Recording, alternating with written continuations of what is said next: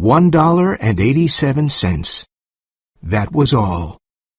Della counted it 3 times. She was very careful with money and bought only the cheapest food. But she only had $1.87, and the next day was Christmas. There was nothing to do, so she sat down and cried. Della lived in New York City in a poor little apartment. The rent was $8 a week. The name on the front door of their flat was Mr. James Dillingham Young. In the past, he earned $30 a week, but now he earned only $20 a week. When he came home after work, Della always hugged him, and this was very good. Della stopped crying and dried her face. She stood by the window and looked at a gray cat on the gray street. Tomorrow will be Christmas Day, and I have only $1.87 to buy Jim a Christmas present, she thought. She wanted to buy him something fine and beautiful. She wanted to show him that she loved him a lot.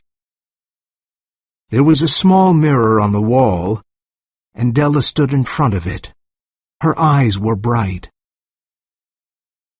She pulled down her beautiful long hair. It went below her knees. Now the James Dillingham Youngs had 2 very special things. One was Jim's gold pocket watch. It belonged to his father, and before that, to his grandfather. The other special thing was Della's hair. She put up her hair again. A tear or 2 fell on the old red carpet. Then she put on her old brown coat and her old brown hat, and quickly went out with her eyes still shining. She stopped in front of a door with a sign, Madame Sofroni, Hair Goods. Della opened the door and saw a big woman. "Will you buy my hair?" asked Della. I buy hair, said Madame Sofroni. Take your hat off and show me your hair. Della's beautiful brown hair fell down. $20, said Madame Sofroni, and she touched the long hair with her expert hand. "Cut it off quickly and give me the money," said Della. During the next 2 hours, Della went to many stores and looked for Jim's present. She found it at last. It was perfect for Jim. A simple gold chain for his pocket watch. He was proud of his pocket watch, but it had no chain.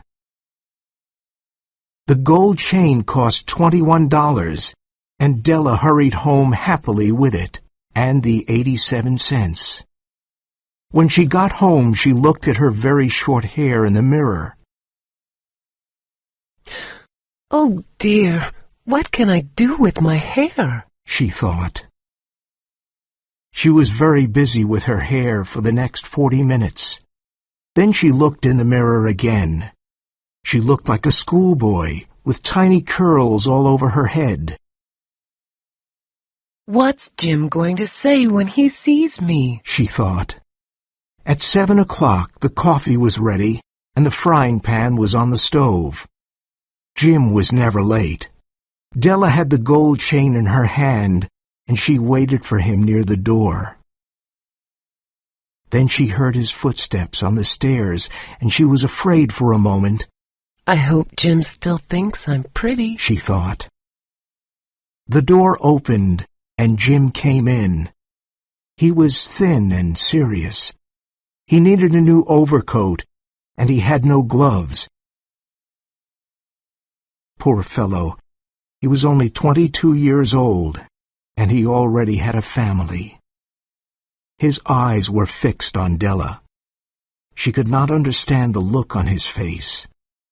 He was not angry or surprised.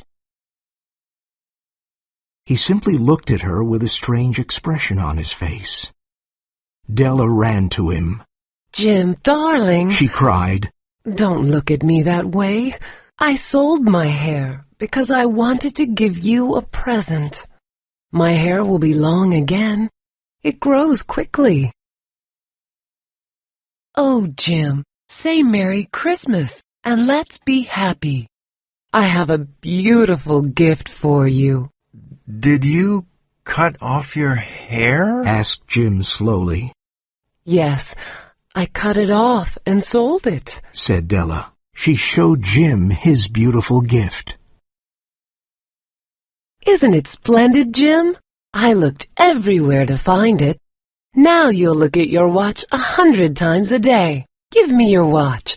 Let's see how it looks on the new chain. Jim sat down, put his hands behind his head, and smiled. Della, He said, let's put our Christmas presents away and keep them a while. They're too nice to use now. I sold my watch to get the money to buy you the combs. And now, let's have dinner.